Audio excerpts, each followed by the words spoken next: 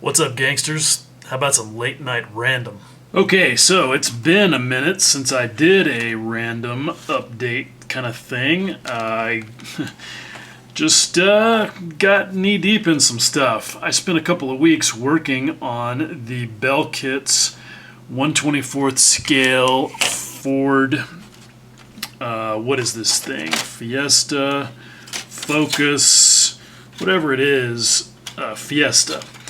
Little World Rally Championship car that I mentioned briefly in the last random thing, and I spent a couple of weeks just solid working on it because I wanted to get all the way done with the interior, which you can see I have, and I'm not going to say a whole lot about it right now because I'm actually going to do the first of the usual two-part build review thing.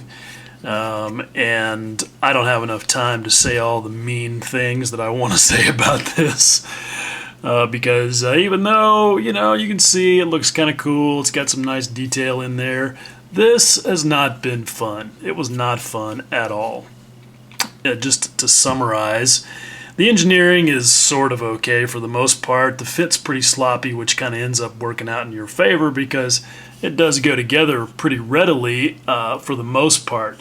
But when you get to the roll cage and the steering column and all that stuff, yeah, that all goes out the window and it just becomes a whole lot of not fun. So anyway, not going to say much more about that right now because I'll save that for its own video. But nonetheless, I was very happy to get to the point with it that I wanted to get to so that I could turn my attention back to my Spitfire project, because not only does it need to get done, but it's more fun. And I knew that I was going to be quickly getting into my favorite part, which is oil paint rendering. And you can see that I have been doing quite a bit of that. The whole belly of the thing is done. Did my exhaust stains. I don't think I talked about that last time. You can sort of see those. Anyway, still kind of dialing in the oils on the wings. Not totally sure that I'm there yet with them. But I wanted to go ahead and get the exhausts installed, and that's kind of where the fun ended. These are the Quick Boost resin exhaust stacks, which are super sexy. They've got great detail, and they don't have the problems that the stock exhausts do. And I've got those right here so you can kind of see what the issues are. Hopefully, since I'm doing this at night, this will still show up on camera okay.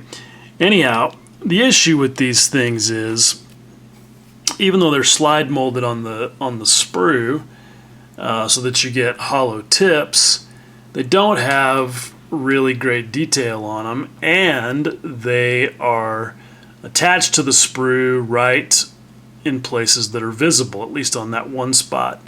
Now, the sprue gate down there at the bottom on the tab is not a big deal, but that lets you see how they fix themselves to the little Merlin. There's a slot for each one of those tabs. So, in typical Tamiya fashion, it should basically be a drop in, and it probably would be, but as it turns out, that tab right there could be twice as long as it is, and you'd get even more positive engagement.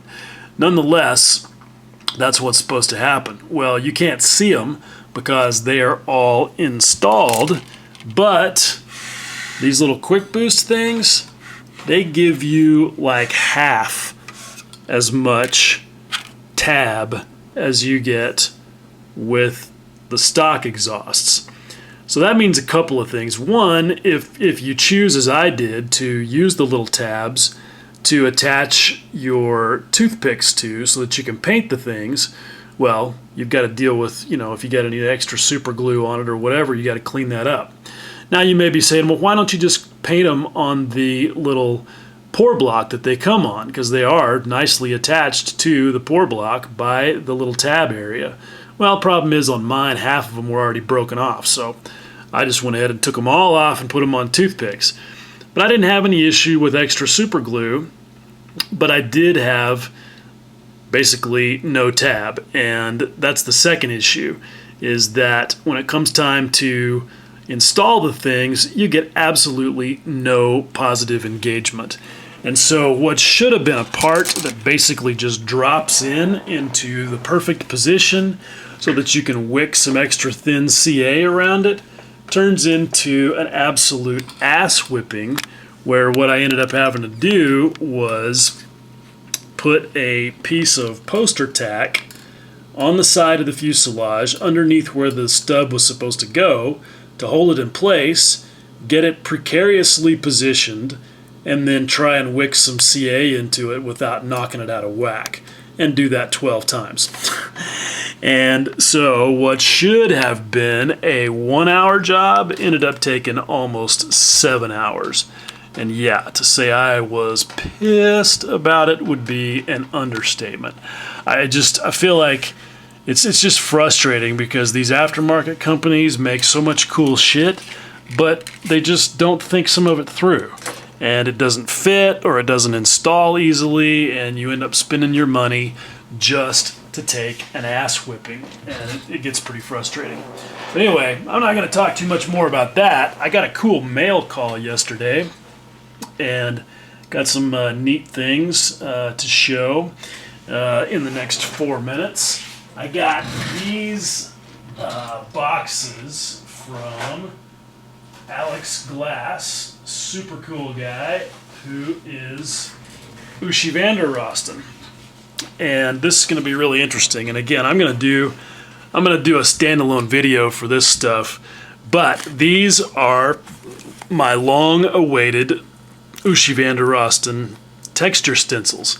You can see these are very much like the R-Tool FX stencils that I've been using forever, that are made out of paper, and a lot like the RP Tools one that is comes in brass. But there's 3 of these, and you can see you get 3 different sizes, so that's going to be really cool. I'm looking forward to checking those out. I also got his new carpet decals. I'm not sure what I'm going to do with those, but they're pretty neat. Then I also got these 3 kits that he sent me. Sanding block kit, which is pretty neat. This bullet hole kit, which lets you create, as I understand it, bullet holes in glass simulated. And then this high shine kit, which is a complete assortment of sanding utensils. And look at the packaging. This is so cool. It kind of looks like a book, neat cardboard. Pretty dope. I love the creativity, and I love the effort that Alex goes to make his stuff unique and cool and high value. If you notice that the box is kind of screwed up, yeah, that's a whole story all unto itself. That basically involved the post person leaving it in the back of my pickup because it was too big to fit in the mailbox, but not leaving a note, and me not noticing it for 10 days, and it getting rained on a lot. So, yeah, anyway, hopefully none of the contents of those 3 boxes are screwed up. I think they'll all be okay, and as I said, I will do a standalone video on those, and that'll be cool. Also, in my mail yesterday, I got some MRP that I've been needing, and yes, it came in the much discussed, much maligned, much dreaded new plastic bottles. You can see these are the bottles that MRP is going to for all of their stuff for a couple of reasons. According to Martin and Renee, they want to save weight on shipping. This bottle is lighter than a glass bottle for sure, so good on them for that. They are no longer including the shaker ball in them, I guess, which is kind of a bummer, but people were breaking glass bottles. I don't know how you managed to do that. So you got to supply your own shaker balls now, which I've got plenty of those, so no big deal. But I don't know how I'm going to like these. They're not squeezable to any degree. This is a rigid plastic bottle. Bottom line is, you can't put hot lacquer paints in a soft, squeezable polypropylene or polyurethane bottle because the lacquer thinners will evaporate through it. I keep my cheapo hardware store lacquer thinner in this old crappy Vallejo surface primer squeeze bottle, and I lose about a third of it to evaporation. But it's so handy that I don't care, and lacquer thinner is so cheap. How then can you have something like Tamiya lacquer thinner in a soft bottle? Well, this is a much milder lacquer thinner than your typical hardware store lacquer thinner, and it's milder than what's in these. So anyway, that's the reason why they've gone to this particular bottle. I don't know how I'm going to like it. Probably not. I don't know. We'll see. Worst case is I can always just keep using pipettes like I have been. This bottle is of particular interest to me. This is the Super Clear, which is their clear gloss lacquer. Now, I tested this stuff a long time ago and didn't find it to be that great. It just didn't get shiny enough right out of the spray gun to be better than something like Aqua Gloss or X22, and it was super hot, and it had to be. I think it was a little thicker at that time. It required thinning. Anyway, I wasn't impressed. Well, it turns out they've changed the formula, and according to Martin Schneider, this is now supposed to be on the same level as Gunn's GX100, which is the only clear gloss lacquer that I have any fondness for, and it's fantastic. So it's going to be interesting. I'm going to shoot some of this at some point just to check it out and see if that claim actually holds true. It'd be great if it does, because it gives you another source for a really good clear gloss lacquer. So at any rate, that's 12 and a half minutes. I got to shut the hell up and go to bed. Okay, so this morning when I woke up, the first thing I thought of was, damn it, there was something I forgot to say when I was doing the 10 minutes of random late last night. So of course this is going to make it 15 minutes of random, but this is a shout out that I got to give. So somehow for most of the last 5 years, all of the last 5 years, I've been able to never permanently lose a part. I don't know how I've pulled that off, but it's a fact. And somehow in the last couple of weeks, I've managed to permanently lose 3 things. 2 of them were on that silly little rally car kit that I was working on. But by far the worst one was when I lost the canopy for the Spitfire that I'm working on. I don't know how I did it. It was on the bench, and then it was not on the bench, and I never could find it. And I was like, well, okay, there's a $130 penalty, and I immediately messaged Matt Bull at Hobby World USA, and I was like, hey man, I guess I got to buy another kit. And he said, no you don't, I got you. Turns out he had a Spitfire, a Tamiya 132nd Spitfire Mark 8 sitting around, and he reached into it, and along with all of the MRP and other stuff that he sent me a couple of days ago, there was also this, which is the canopy for the Spitfire.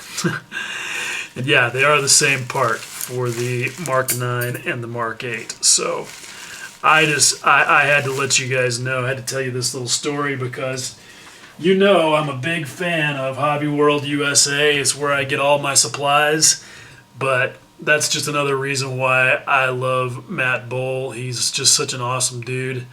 I can't thank him enough for helping me out of that major pickle that was going to cost me the price of an entire new kit because I should have noted that I tried to get it from Tamiya USA first, and they're out of stock on that part for the next 6 weeks, which obviously isn't going to work. So anyway, just had to tell you that story. Now, that's enough. Bye.